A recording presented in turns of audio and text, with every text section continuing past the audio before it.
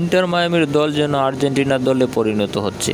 খুব শীঘ্রই মায়ামিতে যোগ দিচ্ছেন এমি মার্টিনেজ। কিন্তু হঠাৎ করে কেন এমন সিদ্ধান্ত মায়ামির?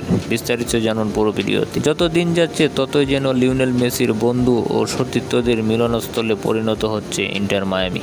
সর্বশেষ অ্যাথলেটিকো মাদ্রিদ থেকে মেসির জাতীয় দলের সতীর্থ রদ্রিগো ডি পলকে দলে ফিরিয়েছে ক্লাবটি। আর তাতেই মেসি হয়ে উঠেছে আরও ভয়ঙ্কর। কখনো নিজের গোল করা এবং সতীর্থদের দিয়ে গোল করানো, এটা যেন মেসির বুদ্ধি আর পায়ের জাদু।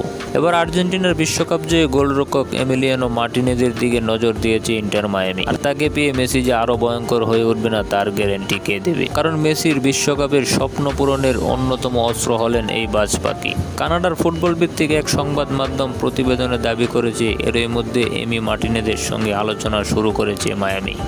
কিন্তু হঠাৎ করেই ক্লাবটি এমি মার্টিনেজকে কেন দলে ফেরানোর সিদ্ধান্ত নিচ্ছে? সম্প্রতি মায়ামি ছেড়ে শাল্ট এফসিতে যোগ দিয়েছেন মায়ামির মূল গোলরক্ষক ড্রেক ক্যালেন্ডার। আর তাতেই কপাল খুলেছে মার্টিনেজের।